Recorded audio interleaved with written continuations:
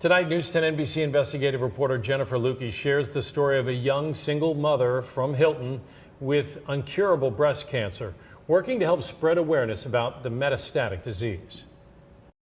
A recent study published in the Journal of the American Medical Association shows all cancers are on the rise for younger women, particularly those under the age of 50.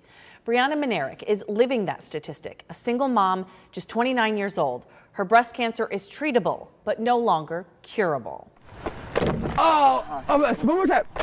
Yay! Little Ryder Manerick is the center of his mom Brianna's world. He's literally like the most loving little boy. I mean, he's so caring. He helps me so much.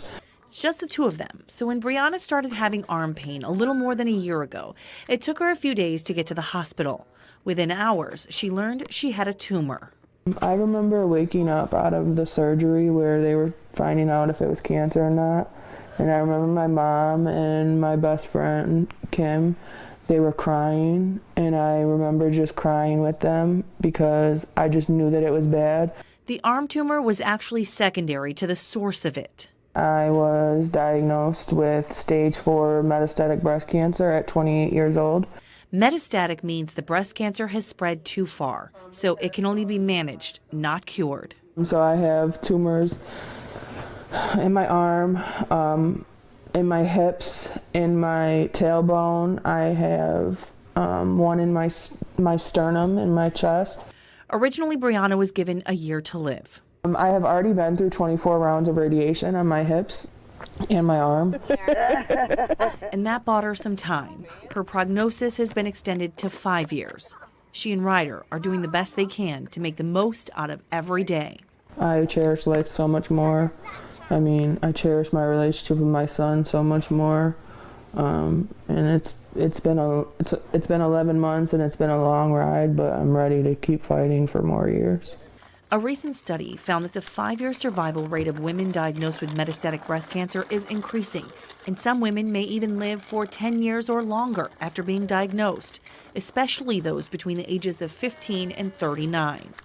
Brianna is hoping those odds are in her favor. It's not easy, but we get through day to day together. Cancer celebrated life today. A fundraiser was held to raise money for cancer research to help her and others with the disease. News 10 NBC's Brett Vetter joins us in studio with a look at her remarkable journey and what this event meant to her and so many of her loved ones. Yeah, Marcia, 1 year ago, Brianna Manerick was told by doctors that she had 1 year to live. Since then, her prognosis has been extended to 5 years, a battle she is winning and one she hopes will serve as an inspiration to anyone battling breast cancer. This young lady is going to fight, and she's going to go on not only for herself, but her awesome son, Ryder. Beating the odds. They told me a year, and I've made it here to a year later now, and I'm thankful, and I appreciate all the love and the support. Diagnosed with stage 4 metastatic breast cancer, 29-year-old Brianna Manerick hopes her story of courage and survival will inspire other women who are fighting the disease. It's a struggle, but you got to keep pushing forward, and I have so much faith and so much love. I know I'm going to get through this. At today's fundraiser, Brianna's father, Dan, says that the difference maker has been the love and support everyone has shown his daughter since her diagnosis, giving her strength every day. It's just awesome. She has, since day number one, she has so many great friends that stay overnight, help her out. According to the Centers for Disease Control, about 9% of all new breast cancer rates in the U.S. are among women under 45 years of age, which is why Manerick hopes other women will start getting mammograms well before the recommended age. People need to get mammograms earlier than 40 years old, because if I would have gotten a mammogram earlier, by say 25, I would have known that I had stage 4 cancer rather than finding out in my arm. Manerick found out that she had breast cancer after doctors found tumors in her arm, reasons why she encourages women to get checked early, especially if breast cancer runs in your family. Marcia. Hey y'all, welcome to Vibing with Bree podcast. Today's a special day. It is the start of Breast Cancer Awareness Month.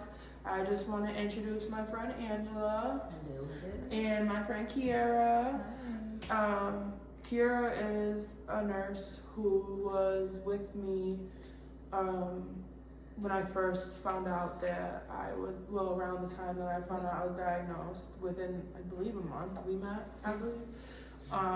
This is my friend Angela, who also was diagnosed with breast cancer. She was diagnosed with stage 2.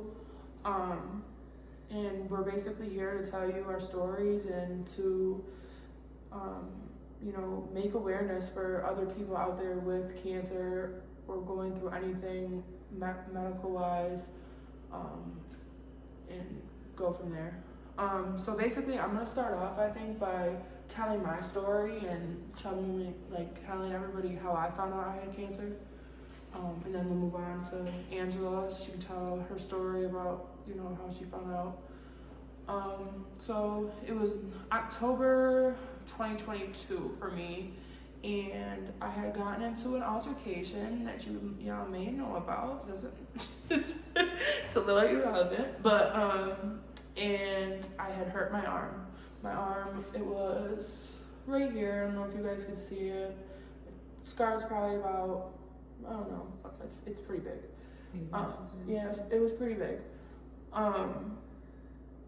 But I was having pain in my arm, and I was like, maybe it's like I tore something or I broke something. I really didn't know. I didn't know. So I ended up going to the hospital because the pain became out of control. I went to Highland Hospital, and they basically told me,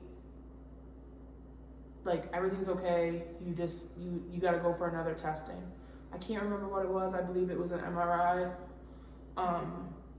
It wasn't. I think that's the first thing. Yeah. So it was an MRI. So whatever. So I go another 2 weeks waiting for my appointment for my MRI. I bring my mom with me. I believe she had another appointment. I don't know. She came with me though. And we were sitting in this little room, and it's like where you change for like the surgical people. You know how like the surgical people change and stuff. We were sitting there, and they come up to us, and they're like, "So you're here for the mass in your arm?" Me and my mom looked at each other like, "Oh, you didn't know that yet?" No. Yes. Okay. No. Yeah. No, not at all. Yeah. Literally not at all. No idea. It was on the paperwork, but I never looked at the paperwork because they said I was fine. Yeah. That's not what you were there for. Yeah. Like, they just said I was fine. So I ended up getting whatever it was, I think the MRI done. And the next day I was in so much pain I had to go to the hospital. I decided to go to Rochester General, and they ended up doing a biopsy of my arm.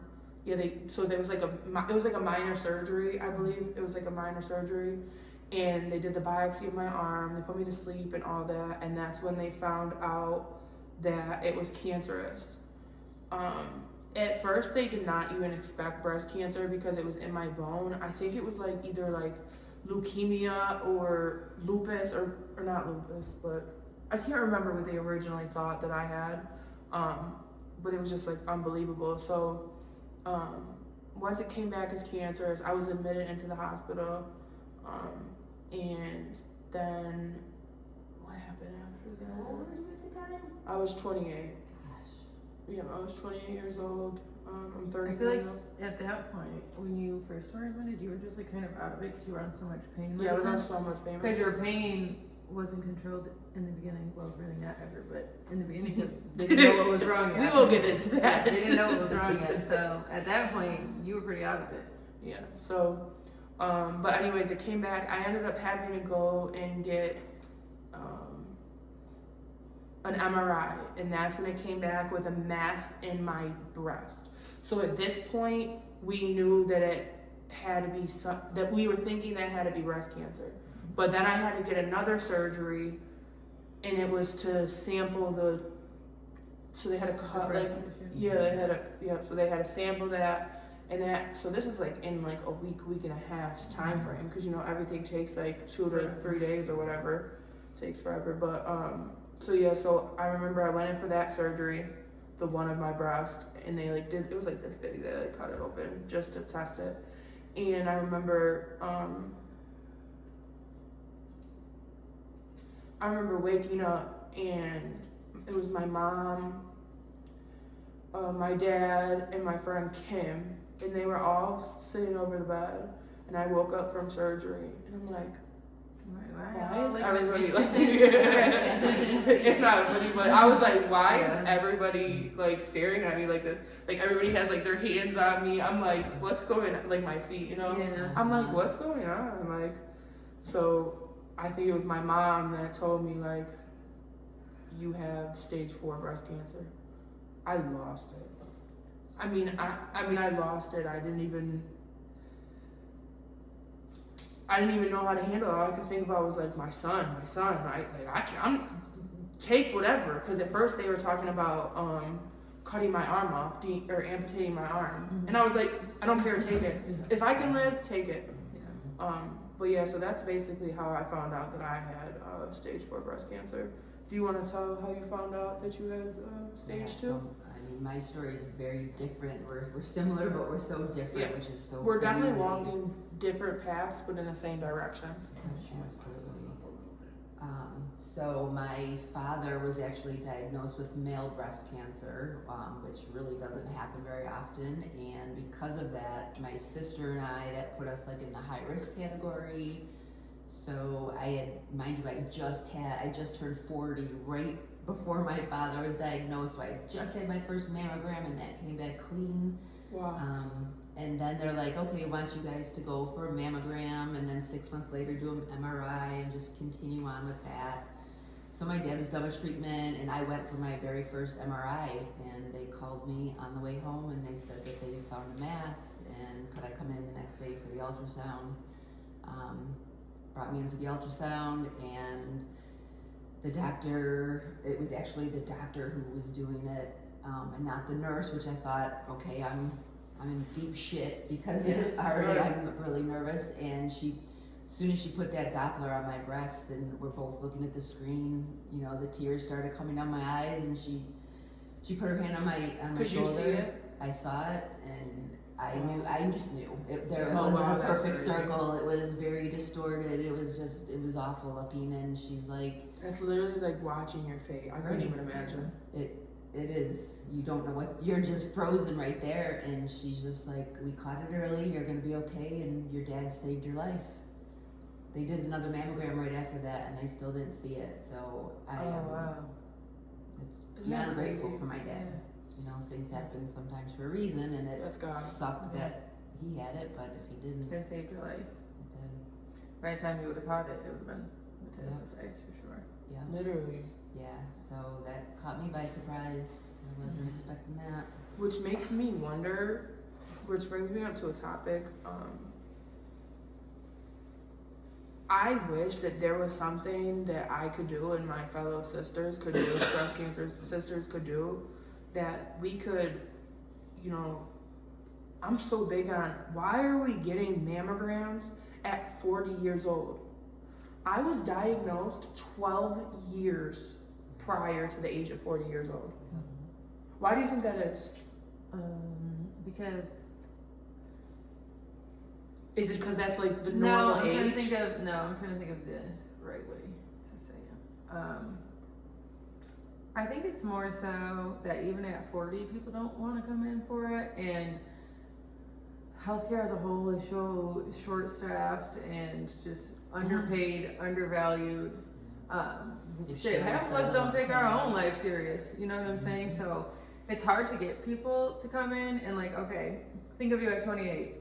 Out the fuck side. I probably shouldn't curse. Y'all can curse. It's okay. Outside. Like, this isn't church. You literally were outside living your best life. If you think, I mean, I'm 30 now, and I'm trying to think of the last time I had a physical. We don't even go to our physicals. So we're not even doing the things we need to do to take care of ourselves, to schedule mammograms, to know, you know, we need to do better. And it usually comes later in life, like you have kids, you settle down, like you have a primary care doctor because, okay, maybe you have consistent heartburn, maybe you have high blood pressure, maybe you need Adderall. Like there's so many things as you get older, I think you take better care of yourself. And it's still a fight to get people to come to their appointments, to stay consistent, like to check on yourself. As a woman and a mother and a nurse, I still don't take care of myself the way I am supposed to, but I always take care of everybody else. Yeah, So I think that like at 40, it's easier because people are taking care of themselves, people have primary doctors. You go to your doctor, you listen to what they're saying, and it's just kind of routine. But at 28, like, were you thinking, let me get a mammogram or even let me go get a physical? No, absolutely. If you weren't in pain, you wouldn't have went to the doctor. You know what I'm saying? So, And that's I what think triggered it. yeah, I think people are just more consistent, like in their 30s and 40s, and it's easier to get the care they need. And it's like, when you're turning 40, even like in your 30s, it's like, okay, I know soon I'm gonna get a mammogram, and it's a conversation. So like, for my family, like I know when my mom and my aunts and my grandma, all got them. And those are the same people that remind you, like, oh, you're almost 40, you should probably get a mammogram. You know what I'm saying? It's like a stigmatism. Yeah. Is that the right word? No. Okay, ignore me. Oh. I said, is that the right word? So, I think a lot of it has to do with that. And then I also think that healthcare, the entire system is just so broken and outdated for one. I used to think that like minorities and women always got like the crap end of the stick. But as I've worked in healthcare and just seen everything as a whole, it's the entire system is broken, and it's so much bigger than one nurse or one doctor or even one state. Everything's just so broken and in shambles that it needs an entire reform from the bottom up. It does. And by the time any real changes are made, our grandkids might be lucky to see it. So it's just like where we are in life, and it sucks. And people think like, oh, you live in America, this is the best thing for you, but it's not. I agree. The whole system is broken. What's why are we all getting breast cancer at such young ages? Like 28 is crazy young. That is, I mean, even you though. And I didn't think, like, when I got diagnosed, they're like, oh, you're so young. And I'm like, oh, I didn't think that I thought that was kind of the age. And they're like, no, like, the average age is like 60. I'm like, what? And it's kind of funny, too, because you, like you said, you went through the mammogram and there was nothing there. So even at 40, if you do go, she only got the MRI because of her family medical history. And for people like me, like, my dad doesn't go to the doctor. And my mom... She does now. She's like 60, and she's just kind of started being consistent with taking care of herself. So I can't even tell you my parents' medical history because they don't know it. So I'm not going to be on a high risk chart or even know to look for the things because the people who I would have gotten the information from haven't even taken care of themselves. Mm-hmm. So it's hard, like my dad would never. If he found like a lump on his breast, or even if he was feeling off, he would drink some vodka and say he's fine tomorrow. Oh my God! So like, I'm serious. For 3 years. So it's just kind of like there's also that. Like if you don't even know, and you're not educated in what you're supposed to do, I think that's why it was so like, because when I found out I had the cancer that I had, it was so like. The whole world knew because it was so rare. The age was so like shocking. I mean, I was on the news 4 different times, literally. I'll show the news clips after the interview. But it was just like this big ordeal, and it just made me be like, why aren't we doing this earlier? Mm-hmm. I think because we have a reactive society. And where did I go wrong? Where did I go wrong? Or where did the doctors go wrong when I'm going, because I was already a sick person. I had stomach problems. I mean, I was in and out of the doctors all the time. Where did somebody go wrong along the line that you guys didn't catch that I had stage 4 cancer? There's so many things that can go in to that too. A lot of the times it is medical negligence, but also like your doctor prior to like your arm being sore, or even the lump in your breast, like if you don't feel it and know it's there, they're not even checking that, and it's not something that labs would see most of the time, or even how she got the mammogram and you couldn't do it. You can even get a CT and you can't see it.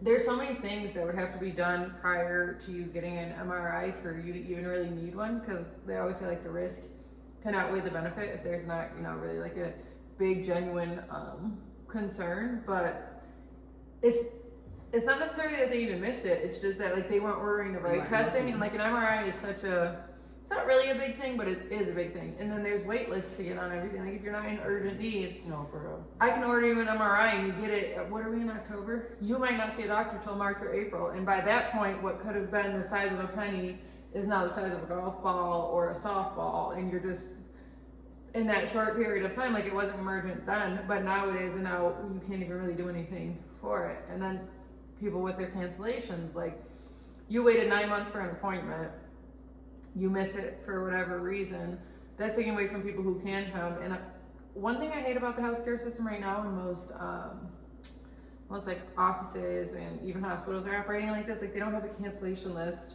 to where they call you. They'll tell you like, oh, we get cancellations all the time, call back every day. Who's really gonna do that? Yeah, right. So it's everybody kind of needs to do better as a whole, like to be consistent with your appointments. But there's also fear. Like I'm a 30-year-old single mom of 2 daughters, right? If I know I'm going into this appointment and they can tell me I have like stage 4 breast cancer, or like this appointment is gonna make or break my life, I think out of fear I might not go, just because I'm like, no, well, no, I probably would because I know too much. I'm saying like a lot of people would be like, I don't have time to be sick, or okay, the MRI finally came up, I started a new job, I'm finally stable again, like I can't afford to miss work because I can't afford to lose this job because I have to provide for my children. And you miss this appointment, by the time you get another one, it could be 3 years from now, or you passed out at this job, and then they ran all these tests because you were in the hospital. Like there's just so many reasons that go into why people are not taken care of or diagnosed properly, from medical negligence, like personal negligence, just like not having the time or freedom to do so, not having reliable childcare. Like you never know. I might have this important appointment today, but nobody can get my daughters and they're not allowed to come. So what do? Leave my 6-year-old and my 4-year-old at home alone? You know, some people, like, you never know what the circumstances are, and it's very hard as a mom and a woman especially to take care of yourself. It is. I know there's a bunch of questions. Do you want to start with those questions? We're both gonna I feel like we answer. kind of already answered one, but That's fine. how has your perspective on life shifted since your diagnosis? Live your life. Live your best life. Oh, love everybody around you. Don't take life for granted. What about you? Yes, I mean, you wake up every day and you're thankful for waking up, and that's something I didn't think about before. I think that I was a very grateful person before, but I'm extremely grateful now. Like you said, if there's, I cut the bullshit out of my life. Like I don't have time for all the minutia. I have time for what matters in my life, and that's it. And your priorities switch. Your kids become, not that they weren't your first priority, but It's like when you think about like I might not have tomorrow with them, I want to do everything today. yes. Yeah, and I really live up to that. Swear. I can tell you that. Me too. As you should, because I mean, look at how fast like Life just changes. one appointment changes everything. And in it's your like life. not even just like from a cancer perspective, but from a freaking, you get smashed by a drunk driver, you die, you're paralyzed, you have a TBI. Like working in the emergency department taught me so much, because it's like you have people who are perfectly healthy at dinner that choke on a piece of steak, and by the time somebody realizes like they actually need help, or the ambulance response times right now, you're brain dead. Even if you get to the hospital and we have you breathing again, you're dead. Like your brain is completely gone. Like you never know. Tomorrow was not promised to anybody. Shoot, a minute from now isn't promised. No. Take care of yourself and take care of your people. I agree. Go ahead. What keeps you motivated on the tough days? Right. My son. Yeah. What about you? The kids? Yes, the kids, my son, my boys. Can't imagine life without them. What advice would you guys give somebody newly diagnosed? Honestly, Buckle up, it's gonna be a ride. yeah, and put God first, and put it in His hands. That's really all I gotta say. From a healthcare perspective, I think You gotta be your own advocate, right? I was gonna say my biggest advice would be like to advocate for yourself, which I taught pretty early on. Yeah, she did. And you trust like your team of doctors, but you do not trust emergency medicine, you don't trust like your primary doctor. If it is not your specialist that is telling you something directly, fight until you get what you think you need or even what you want. Even then, honestly. Right. Yeah. Get a second opinion. Like, I've gotten don't 300 just- opinions. Yeah. Don't So, just- I know a big thing is pain management wise, and it always makes me super, super angry as a nurse. Bree will tell you, and I don't care. You can fire me. I can always do the job. I truly don't give a damn. I will say that to a doctor and not care. Yes, you will. But so Bree is a prime example. One of the few times I actually blacked out at work. Like I was like, man, let me take this badge off and cuss him the fuck out and see if you want to go outside. So no, literally, I was so mad because she came in, she was in the room. I think you were already admitted, or you were definitely going to be admitted. I don't know. It was one or the other. Yeah, and it was a doctor that him and I do not see eye to eye. We never did. But one thing I will tell you too, I learned from the healthcare world is that many doctors, specialists, MPs, even nurses are on the spectrum. They are incapable of empathy. So they see everything black and white real. and they do not care. That's real. I'm human. Okay, so like if I don't have that superpower, because that's a superpower, especially in the healthcare field, I'm gonna want to fight the person that can't feel empathy. Because in Bree's case, the first time I had her as a patient, it was a doctor who's definitely on the spectrum, and he's a good doctor on a trauma. He's a good doctor on a broken bone. He's a good doctor if you're on hospice, because who cares? You can have whatever you want. You're literally dying in 5 minutes. But if you're a 28-year-old mom with stage 4 cancer here for an exacerbation of pain, but you're already on whatever 30 milligrams of Oxy Q2 or freaking oxydilated morphine breakthrough options, whatever. Yeah, because there's so many different. They're gonna look at you dead in your face and so seriously and say, exacerbation of pain does not warrant an ED visit. You have stage 4 cancer, it's gonna hurt. And they mean it when they say that. But They've literally, literally, this happened. I was there. Yeah, this is the time that the doctor looked at me and was So like, he was you like, have stage 4 you're cancer, gonna what do be you want in me to pain. do? It's gonna hurt and you're gonna die. Like, I don't know what you think you're gonna get out of the ED. Wow. So I was like, Wow. I was trying not to lose my job, and we were already early in the shift, so I knew I had to make it like 10 more hours. But I pulled him to the side and I was like, you can't say that. No. You can't do that. Like, and you're not supposed to do that, right? Like, there's a chain of command and rules you're supposed to follow. At a certain point, you have to stick up for your patient. And I got in like a knockout, drag out fight with him, and it didn't click for him because it can't. Like, he truly, like, his brain is not capable of registering what I was saying. So I told Bree, I said, you have to, like, he's going to discharge you and you have to come right back in and you're going to get assigned a different doctor. Literally. That's what happened. And I was just like you said, she has stage 4 cancer, it's gonna hurt, and she's dying. So she already has an IV in. Why can't we give her Dilaudid or morphine or more oxy? Like, it's not gonna hurt us. She's not gonna fucking die from it. And she is in pain. Like, these are the facts. What are we doing? But some doctors are just not like that. Like, they are ignorant and like, Just black and white. yeah, It's but very simple. at a certain point, this cannot be like your specialty. And I've written, like many letters, I don't give a damn if you write me up at a job. Y'all need me, I don't need you. Everywhere She's else is also gonna very- pay me more than you. I don't give a damn. Yeah, she's also very traumatized from Yeah. the industry. Yeah. Honestly, and I don't blame her. I don't blame you. So it's a very hard,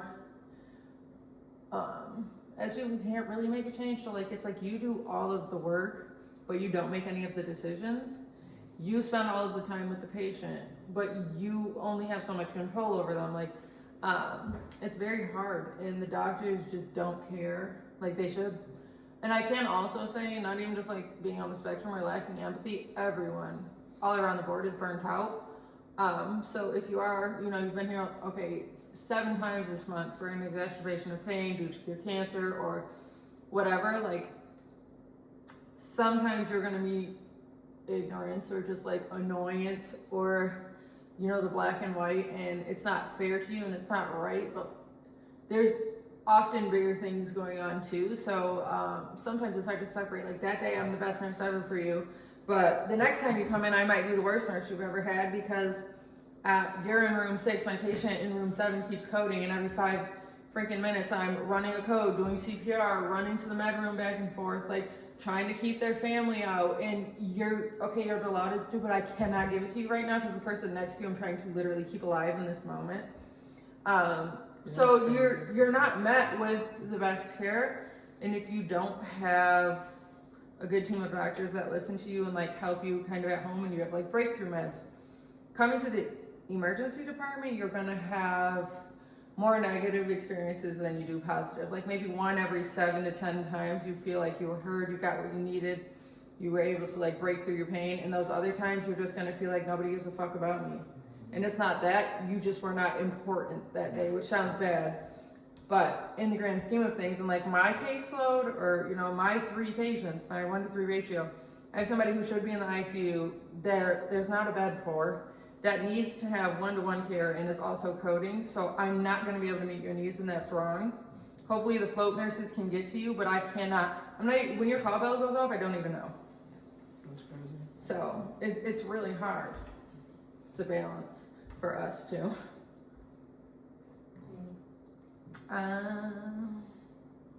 How do you find joy and peace in your daily life?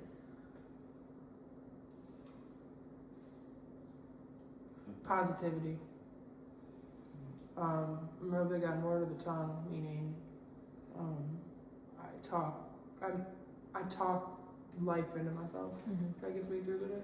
How about you? Yeah, just getting through the day is okay. I just had brain fog. What did you just ask me? That's a great hello brain fog. How do you find joy and peace in your daily life?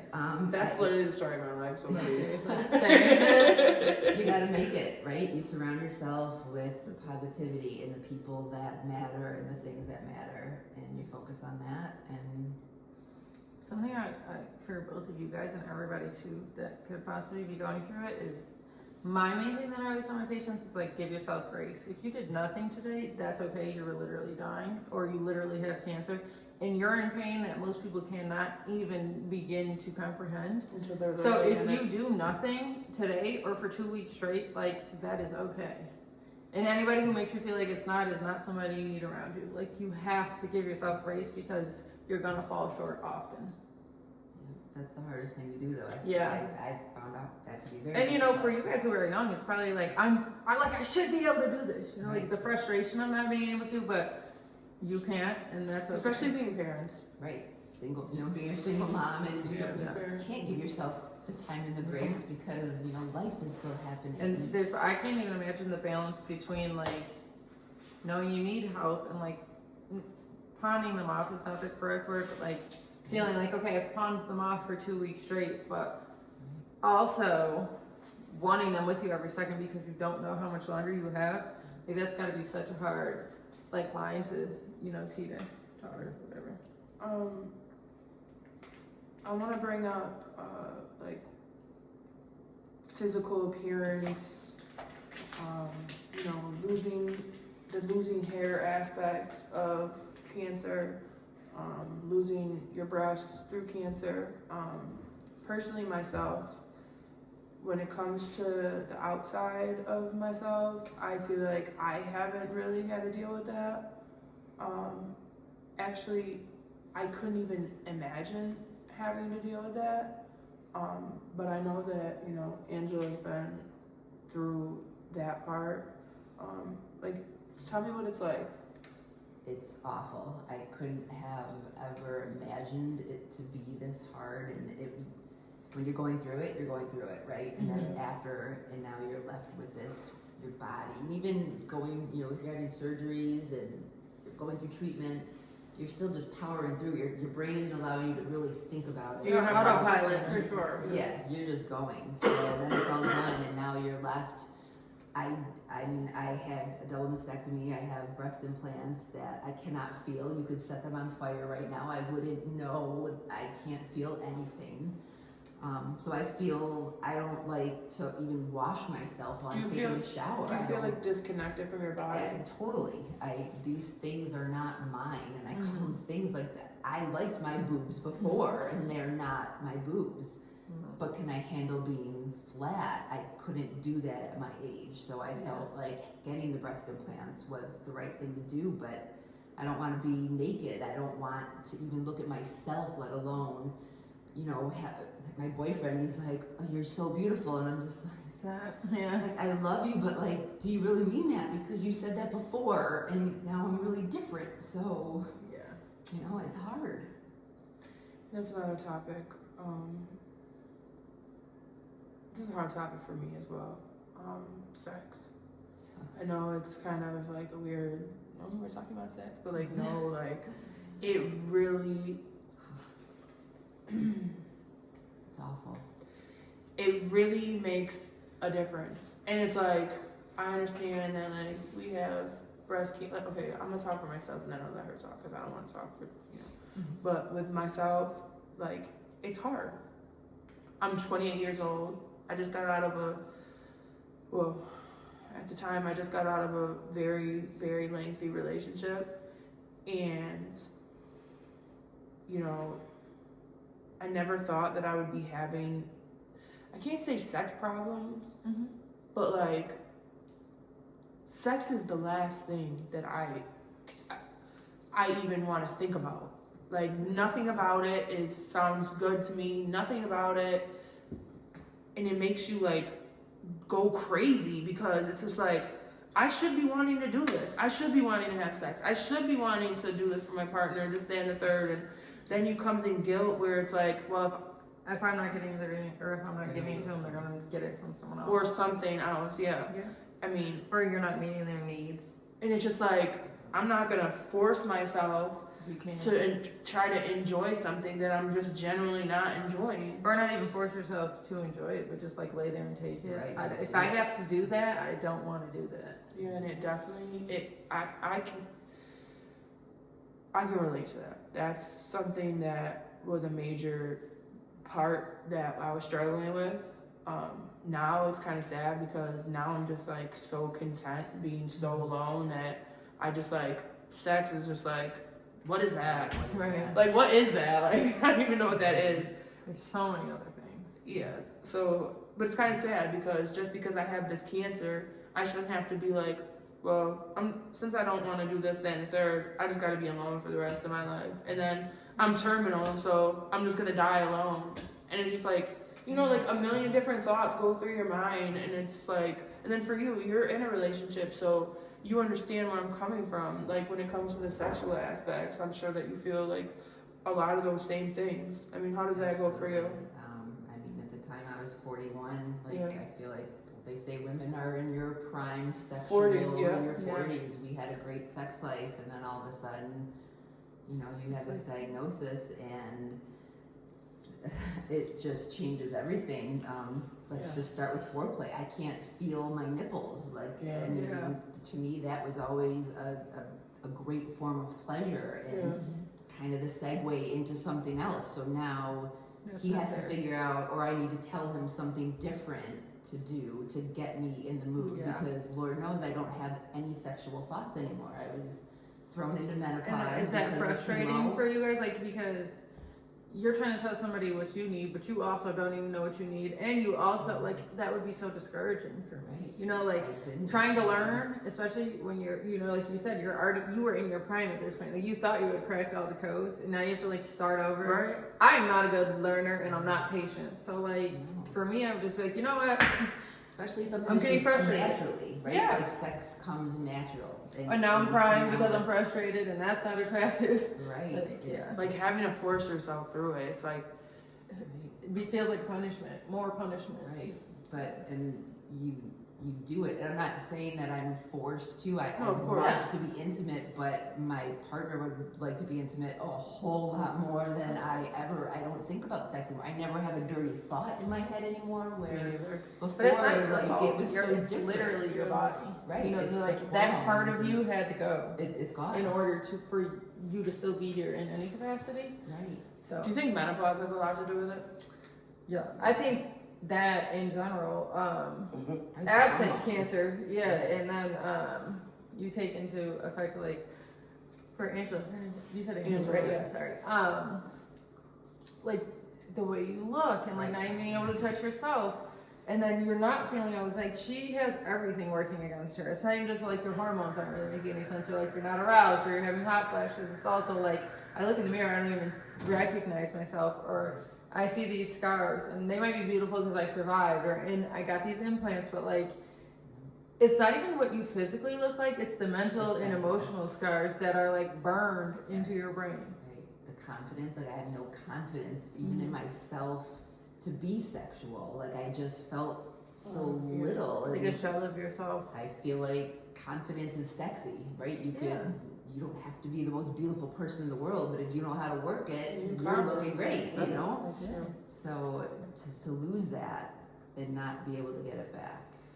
And you have a boyfriend, but like Bree, you're single. So for you, is it harder? Like to have a new partner, already getting a new partner would make me want to just fall over and die. Like I would go to show world, no problem. That's my problem. But like starting over with somebody new, and I don't even know myself, and now I have to teach you, and I'm not confident. Like I don't think I could. I haven't done it.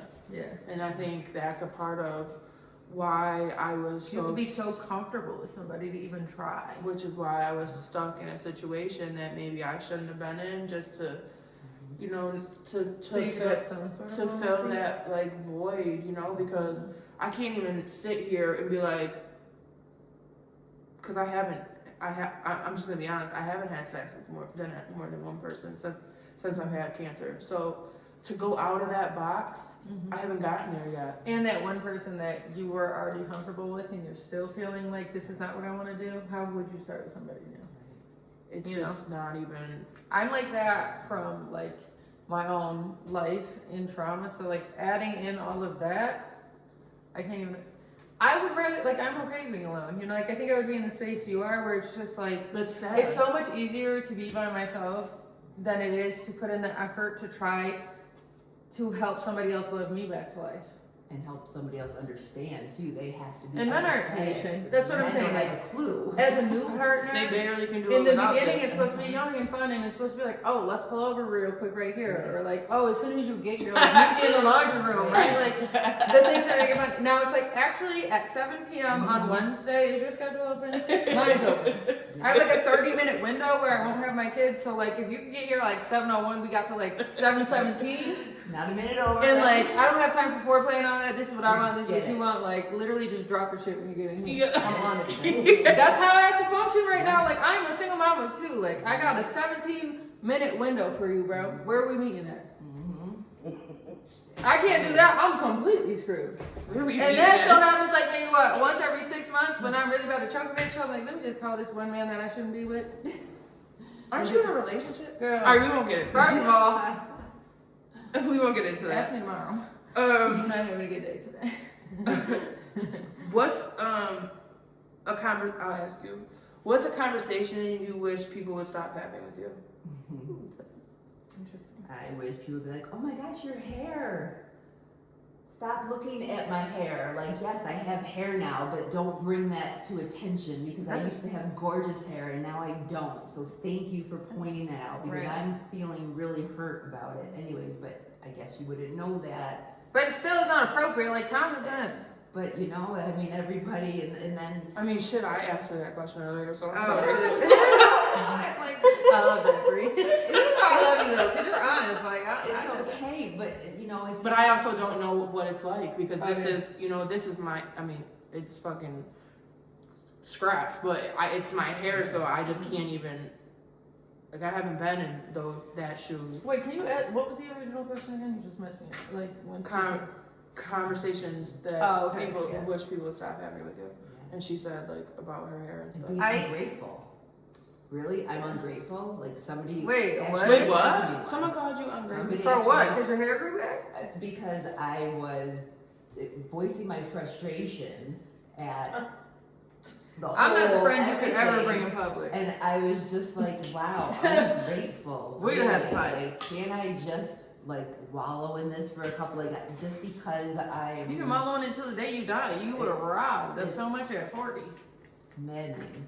I will say, from just watching people and loved ones, that's actually probably the second hardest part of my job. The doctors, number one, take the cake. I will slap one of them every day. the family members, I'm like, sometimes you have to know your place. So like I've come a long way with shutting up, but I look at people and I'm like, Did you just say that? what would, Yeah. why would you ask somebody that? Right. Like what, they don't even, a lot of the times too, where I get frustrated is like, when people find out, Bree, you're a prime example, and it's like, your loved ones come in with like all these questions and all of their fear. And it's just like, I'm not the nurse for that. Cause I'm gonna be like, I am the nurse that will walk in the room and be like, yeah, actually this is a quiet zone. So if you're not a doctor, me or the patient, literally don't talk or I will politely escort you to the waiting room. Cause like, people really don't know boundaries for one. People do not know how to take themselves out. You know what I'm saying? So like, you find out your mom has cancer. You are having a fucking fit. Like at this point, you're about to be a patient. That is not helpful for your mom, who's also taking in all the info and who actually needs help. And the way you're acting and all your questions that don't matter, especially not right now, are taking up time and space we don't hold because we have to prioritize her. And a lot of people do not understand that and cannot take themselves out of it. So I always feel sad for my patients that have family like that because it's like they don't get time to process. They don't get time to make a decision for them. So a lot of times too, like people will be a full code or want you to do the works. But I think from experience, I can see when people don't want to fight or have fought and they're tired and they aren't allowed to say that. So like, yeah, so it's like, what do you wish people would stop bringing up? It's like, okay, you have stage 4 metastatic breast cancer. So there isn't a cure. So, okay, so what are you going to try? How long do you want to do it for? Like, oh, so when are you going to die?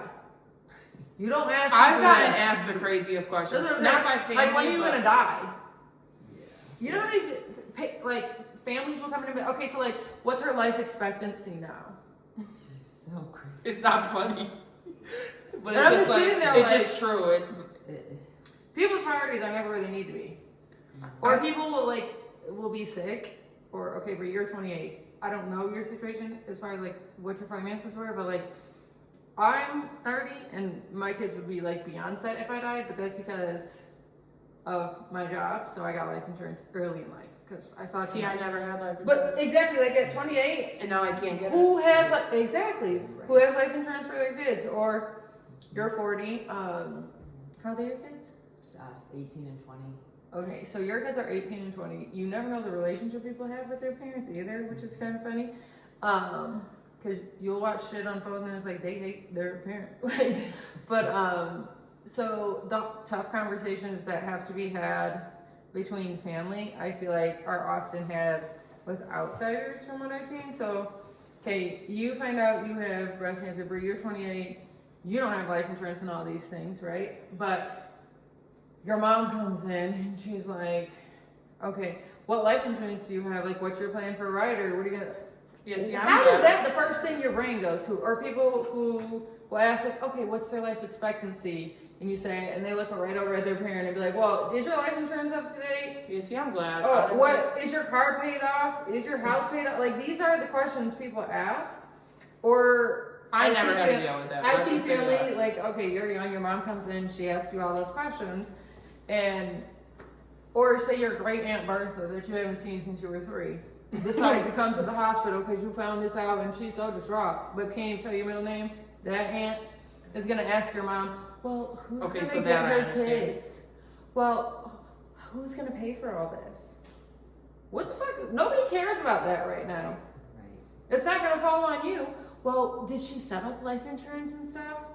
Why are you asking people that? Like, if somebody finds out they have cancer and they're dying, the first thing you're asking them is like, well, what did you set up for your kids? I don't know. I'm fucking 28 and never thought this was going to be a thing. I was going to set that up around 40, 50. You know? One thing I wish people would stop talking to me about is, like, they know what I'm going through. Until you are literally in my shoes, or another cancer patient's shoes, no matter what stage they are, you don't understand what we go through. You don't at all until until it's literally you, or it's your mom you're taking care of, or it's your child you're taking care of, or That's why earlier I said that it's so important to give yourself grace, because people will not see you for what you're feeling and going through. Like, they're incapable of it. They can't even comprehend it, so you have to be the one to give yourself grace and advocate for yourself. Because honestly, people are just too narrow-minded and selfish. Like, in order for them to really comprehend what you're going through, it would require a level of empathy and compassion that they are incapable of. Yeah. Because it would require them to be a better person for you and to you, and they don't hold space for that, or they don't want to be held accountable. So it's much easier to tell you what you're not doing, or how you shouldn't feel, or you should be lucky you're still alive. But they have absolutely no idea. Like, when you got up to pee, that was all you had in you for the rest of this day. Literally. And it hurt like hell to do it, and you crawled back after, but yet you should still feel lucky. Well, you're alive, and your hair grew back. Right, but again, right, like, I can be very grateful. And you got implants. A lot of people don't get implants. Oh my God, and everybody's like, well, at least you got a boob. A free boob job. The first time somebody said that to me, oh, well, at least you didn't have to pay for your boob job. I'm like, are you fucking kidding me? Yeah, that's crazy. I would have boob job actually, thanks. Versus a double mastectomy and having implants put in is that I can't feel. Completely two separate beasts. Like, and a lot of guys say that. Well, at least you got fake tits out of it. Go fuck yourself. And fake tits are for you, not me, bitch. I mean, like, I'm just saying. Yeah, that is actually. How many women get their body done for them? Yeah. Not many. Not many. Stupid. Like. Yeah. Oh, your husband's gotta love those. Actually, I don't have one. Right. Like, fuck yourself. So another thing I want to talk about is treatments. So I personally am currently on a chemotherapy pill. I believe it's called, I remember now. I remember. It's Kisqali or something like that. I'm on a chemotherapy pill. Very rough on my body. Very draining, makes me sick. I am on it 3 weeks out of 4 weeks of a month. I also used to be on a different chemotherapy pill, but I cannot remember the name of it. But it was causing just way too many serious side effects that I could not handle at my age. Like, there's no reason I should be having this amount of diarrhea, like, at the age I'm at. Like, it was crazy. But also I've been through over 30 rounds of radiation between my arm, my hips, my chest. I've been, that was earlier on, but I have been through all that. I mean, it's completely affected, like for my hips, for example. My hips are like the hardest part I got radiation on, because they're so like thin now. Like I can't explain it. It's like the bone, you could just like tell is like impacted. And they carry a lot. Yeah. Right. Not like regardless of who you are, you don't realize how much you use certain body parts till they're in pain. They say that most They say that most breast cancer patients with the type of cancer that I have, like with the bones and stuff, needs a hip replacement within 5 years, because it's in my bones. Which is actively, I know I'm praying that it does not go that way, but it actively is looking like that, because I was just told that I have arthritis in every bone in my body, so it's like my bones are deteriorating, and this is a fact, and and it's sad, like what the heck. But you don't have a choice, because if you want to continue to keep your cancer at bay, you have to take these pills. But then these pills are breaking down your bones, so you are in a lot of pain and the arthritis, and then you probably need something to take for that to, wave off those side effects. From my perspective, a hard conversation I have far too often is like in the family meeting rooms, or like I'm good at reading the room, so sometimes I'll see like the main caretaker, for example, and they're always burnt out too. Like, it might be hard to see it when you're going through something, because like you really are in the trenches of everything, but like they are too, and I think the helplessness of a lot of like genuine caretakers is Like my tough mom, too. for example. Yeah, like and it's I'm just sure your like, boyfriend. and it is a burden, which sucks to say. Like I hate to say it like that, but like It is. I don't go to work now, or like I have 2 small children, so now my 2 small children are falling on the people who are taking care of not only me but them, and it's like. And that's My mom is retired and just finally bought the beach house she wanted all her life, but now she's starting over at the same time, you know? So, hard conversations to have with caretakers from my perspective is when you have to sit them down and say, like, this person is fighting for you because they know that you need them and you're not ready, but they can't take anymore. So I need you, not I need you, but like, I think it would be best for the person you love and you, for you to put on like your big girl panties or whatever it is and swallow all of the pain that you're feeling right now and walk in that room and tell them it's okay. Yeah. Like, it's okay if you don't want to try anything else. Because I am such a firm believer after all the suffering I've watched in quality over quantity. Like, I would want a good 2 months with my mom where she can remember everything. She can walk, we can go on trips, like she can enjoy it over a fucking terrible 8 months that she spends majority in the hospital, unconscious, not even high, because that's another thing that drives me, like grinds my gears. When people are like, oh, well, you're high all the time. No, bitch, they're not high because they need the fucking medication. Which is the reason. It's different when you're on it because you need it. Right. They're not fucking high, bitch. They're barely surviving. Stop saying that shit.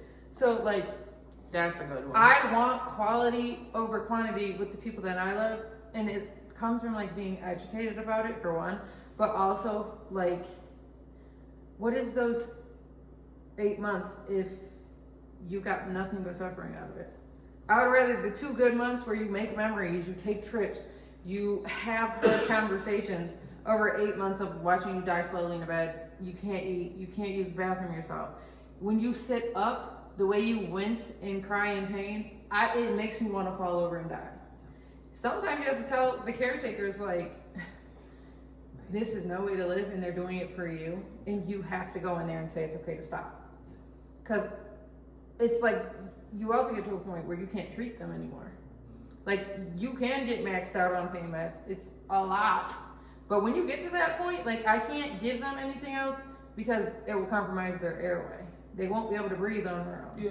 And then we'll have to code them and intubate them, and they can't survive that either. So, like, sometimes it's, do you want quality or quantity? Even chemotherapy, or not chemotherapy, oh yeah, even, that is what I'm talking about. Even chemotherapy, like you could max out of trying certain chemotherapy. And not even that, you can go to your first treatment and end up down in the ED, which happens a lot because your body can't take it. You're not going to be able to do it again. Like, at a certain point, sometimes your body chooses for you too. Like, you might have one more option that they are like, I don't recommend it. If they say that, don't try that shit, it's going to fucking kill you faster than it's going to help you. But like in your sense, and even your son's at 28 and 40, I'm thinking about my kids. I'll try anything. I can throw up for a few days, like, and you want to until you start it, and you're like, what? The upper room is calling.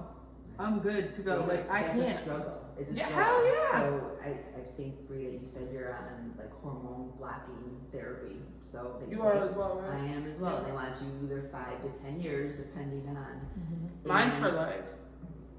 And there's 4 of them. There's 3 that are in one class, and if you ask me to name all of them, I'm one or the other. And they have horrible side effects. You literally, your body is just taken over by this pill that is causing everything in you to hurt and ache. Your eyelashes hurt. I mean, everything.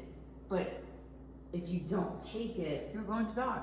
The doctors are telling you there's a really good chance it's going to come back. So then you're like, I'm going to suffer through it. I can do this, I can do this, I can do this, until you're like, I can't. Like, this is just messing with me.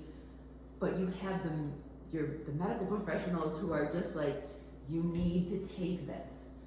Let's talk about quality of life too, though. Quality because of life. if you're, you gotta, they have to balance out. And that's a hard thing for, I think, a lot of people to understand. See, I think for me, like I get that, but I think for me, how do I say this? It's harder for me in that aspect because it's either I take all these medications that make me feel so sick and this, that, and a third, or I literally die. Like, I don't get that, oh, what if it comes back? I don't have that. No, this is something I'll have for the rest of my life, and it's not gonna go. When I finished radiation, I didn't get to ring a bell. I didn't get to go, like, celebrate that or do any of that. And it's like, I'm at the point, or like, what I go through is, I have to literally do what the doctors say and make myself sick and pain and all these extra things, or You're gone. I'm gone. And it's hard. It really is, because it's like, at the end of the day, especially being mothers, we're all mothers here, it's not about us. It's about these kids. You're not doing this stuff. I'm not suffering Because it feels good. I'm not suffering and taking all these medications and doing all these things and chemo and radiation and all these things because I want to. If it was up to me, I would have gave up a year ago. But you can't. You can't. And I Until you literally cannot no more. Yeah. And I also think, like, it's hard to know, like, when you've had enough, right? Because you also think, like, I've said this before. I've been through this before. Like, I know I can get through it. But in the moment, in the trenches, like, it's hard to watch. So I know, I feel so deeply for people, because the amount of strength and will and courage it takes to be able to put your will to live for others above yourself, and what suffering you will endure for that is something that you truly cannot imagine unless you've gone through it or will go through it. Because like I said, I think people think like it's dramatic when I say lines like, people don't understand when you walked to the bathroom to pee this morning, that was all you had in you for the day. That's literally but I what you don't meant. yeah, like I do not say that lightly. Like, do you know how much it takes to get up and go pee? Like, these are little things you take for granted each time you get up and walk to the bathroom. Like, that one time you did that crippled you for the next 12 hours. Your fingernails hurt. Like, you're feeling pain in places you didn't know had pain senses. Oh my goodness, that's for real. Yeah, like, did you ever know a hair follicle could hurt? Like, dangling off your head? People don't understand that. And it's not dramatic, or like, oh, that's a lot. You hear people say, oh, that's a bit dramatic. Or, it can't be that bad. Until you have had to use every ounce of strength and might and will in your body to get up and walk 10 steps to go pee, you can't sit here and tell anybody what you would and wouldn't do. It's so easy to say what you would do or wouldn't do when it's not you. When it's not you, unless you're in that Until situation. you couldn't get up and go pee. Like, things that simple. Till you couldn't bend over and tie your shoes. Imagine bending over to tie your shoe and it sent you into a blood-curdling, crippling scream. Like, I've literally seen it. And these are also the same people who are like, I don't have anybody to take me to my appointment, so I haven't taken anything today. Well, of course you're going to end up in the ED. Like, you're feeling things that most people would be unconscious if they felt. So you have to have so much support. Like, there's just so many things that go into it that people do not understand, and it sucks because there's not a bone in my body that ever thinks anyone's being dramatic, that doesn't ever think like, oh, you're pain seeking or drug seeking, or oh, she probably just didn't want to come, so now she's in so much pain. No, I don't think that. And even if you didn't want to come, fuck how you're feeling physically. Have you ever carried that mentally and emotionally? Have you ever sat and thought, my 6-year-old is not going to have a mom in 2 years? I'm not going to be at their wedding, their high school graduation, their prom. I'm not going to get them ready for their first day of middle school. Like, and then, you know, another thing I can't stand, that just triggered me. Another thing I can't stand is people be like, stop talking so negative. This isn't negative. This is the reality of my life. How is that negative though? I'm just saying that's something I get a lot. Is People do it that way because you're not butterflies and rainbows. You're actually telling them what's going on with you, and to them it sounds negative. They don't want to hear it. Or if I'm like, well, I'm not going to be here long. Stop having that attitude. It's like, I get that. You are the same person who will get a hangnail and come to the ED and ask for Dilaudid. So please go fuck yourself. I'm the wrong person. Aren't you the person who was in here for a hangnail that you could have clipped with Dollar Tree nail clippers? And you're screaming for Dilaudid and asking for an IV? Okay. The fuck? Yeah, it'd be hard. People need to remember to give everybody grace. You just don't know what somebody else is going through. You just don't. One thing I go through a lot as well, being my age, is,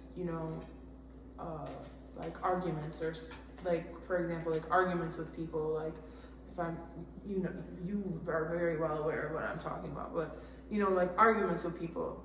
The first thing that people use against me is, oh, you have cancer, you're dying. Or, like, why would you say that? Like, what in your mind thinks that's karma though? But what's in your Suffering mind? always comes back tenfold. What? You don't play with people. For real, but what in your mind? Do you even realize what you just said? No. Or like you thought you did your big one when you said that. They're like, or then there's like the other Facebook warriors who will comment and you like go under it, and it's like you are all teaming up with somebody dumber than a box of rocks. First of all, second of all, like I don't think you should be able to speak on anything you have not or could not walk through. Thank you. Like, why? I am never the person. And it's funny. It's real funny until it's you, and then it's not funny anymore. And I'm never the person who like uses somebody's suffering as leverage, especially because like there's so much other stupid shit people do every day. Look at your fucking baby dad, bitch. You can't talk about nobody. I would have cancer and die if he even breathed near me because he looks like a motherfucking disease. So you really should stop talking about her, please. I'm just saying, like, yeah, you're gonna have cervical cancer soon because look at the fucking demon you're fucking. Don't worry, like you don't. There's just certain shit you don't. It's just something that's something I deal with a lot. And I'm like, out of everything you could say, like you thought you did your big one with it. There's so much other shit you can say about me. Should I give you a list of shit you can say like that would actually fucking matter? Something that is like a character flaw. I agree. Somebody having cancer and being like terminally ill is not something they ever did. Like talk about something that I can like argue back on. That's just something that's like, okay, that was a low blow. I'm gonna gracefully bow out in silence because like. Which is what I do. Excuse me. I don't even want to stoop to that level. Right. So If I have to go that low, like you, right, it's not worth it. For real. And you've come a long way with that because I used to be like, girl, if you don't get off Facebook, fuck them. Yeah. These are the same people who carry roaches with them in their purse. Don't fucking mind. Imagine arguing with a bitch who gives out roaches for free. Here, oh my gosh. Okay. I'm gonna Back say to money the for an subject. exterminator. Back to the subject. Is there anything else you want to touch up on? Wow. So, I mean, I'm sure, I'm not sure, but I don't know if you can speak to this too, like the PTSD going to doctor's appointments. I start crying. I'll cry about it now because it's like you go and you weren't expecting to hear that anyway. So now you're going for a checkup, and what are you going for a checkup for? To see if you have any more cancer. So going to those appointments, it just is such a mind fuck that a lot of people don't get, and it fucks you for the day. Like at least for me it does. And I feel like sometimes even the doctors then are just like, they're looking at you like, you're a couple years out, you're feeling good. Yeah, but the trauma I was that feeling good before. Like that has nothing to do with it. So again, it's like, and you're allowed to feel how you feel at the end of the day. Right. And I am a firm believer in I think every single patient I've had from their deathbed to their starting day of finding out, I don't think I've treated a single person who would not say that the mental and emotional and spiritual load was not heavier than the physical pain. And like especially for the like people of faith too, like, or people who are good people that live their life to like serve the Lord or serve others, like why, like not understanding, and then like the fear that goes into going to a doctor's appointment, like you said, or the thoughts of like what you'll miss for your kids, or the thought of like, For example, I was 28 years old, and the first thing I had to do was, which I still have procrastinated on doing, is writing a will. Yeah. Who at 28 years old is writing a will? and not for nothing, at 28 years old, how old am I now, 30? Okay, maybe then I was alright, but like, when I first started, I was what, 24? The shit I would have put in there at 24 would never be in there right now at 30, okay? So like, Different. exactly, like I'm over here, you wouldn't have wanted me to write a will then, because my babies would have been fucked up. Yeah, I actually, my biggest stressor when I first found out was custody of my child. Because I am a single mother. But by default, they go to the dad. Technically. Yeah, let's get there because you don't have Facebook yet, so you don't know this. Girl, I'm not gonna get Facebook back. This is why. Okay, so I already know I'm gonna do. you know, one thing I really struggled with was my son. Like, you know, where's my son gonna go? Because he can't go with the person he calls a dad, because he's not even a dad, like at all, not around nothing. But if I die, he's going straight to his dad. It took me 3 years to take my son's father to court and fight for full custody. I just want to say I just recently won full custody of my son. Good for you. Congratulations. It was the best thing I ever did. Fuck fighting cancer. I fought for my baby's life, okay?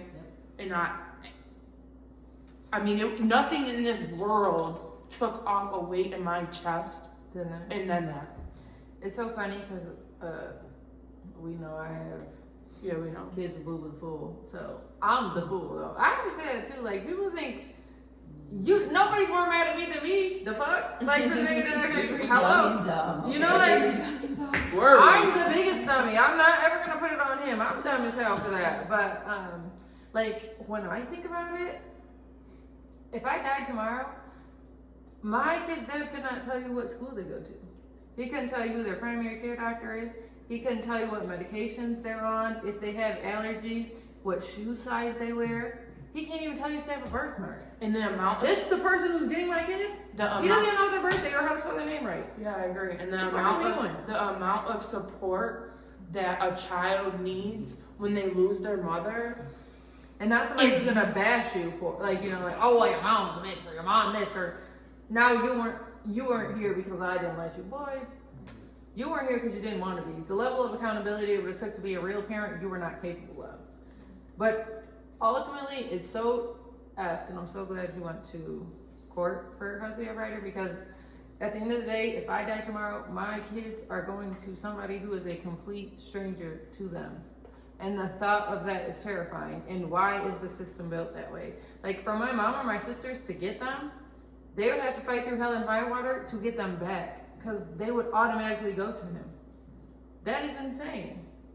But people don't think about that either. Like at 28, were you thinking you had to go fight him right then and there just in case you died? It took me 3 years. You know what I'm saying? Like to find the strength. You don't think that. And then if I'm fighting cancer, I'm damn sure not trying to be. I just went through all the court stuff too, as you know, and like what it took out of me, mentally, emotionally, physically, like the things you have to relive, the way you have to fight, not because you're bitter, not because you're mad, not because you don't want your You're kids literally really fighting. but you just want them to be safe. Right. You want them to be cared for. You want them have a life that exactly you're already giving them. And in no world do I ever want to be like, you don't know your dad because I'm a bitter baby mom. No, you don't know your dad because he's not a safe person.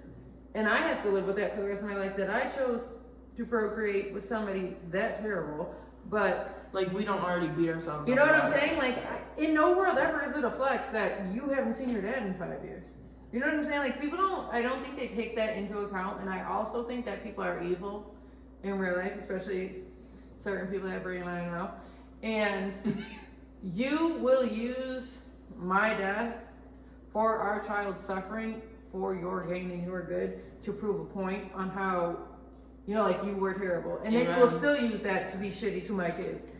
And there's nothing worse than that. Somebody who would rather hurt you than care for their child is not somebody I ever want around them. And it takes so long to prove that. I am like $60,000 into court to prove that this man is not safe. The same person that has tried to kill us more than once. You know, like it's so easy for them to keep getting chance after chance after chance, and it doesn't make any sense. And then nobody fights for your babies like you. So I can't even imagine the thought of like, It's the best thing I what ever can you do. do? It's the best thing I ever do. Yeah, because you're smart. Finally, I'm so proud of you. Is there anything else you'd like to touch up on? I mean, I guess I just would hope that I guess we'll say our final thoughts here. yeah, I mean, I can't even say that.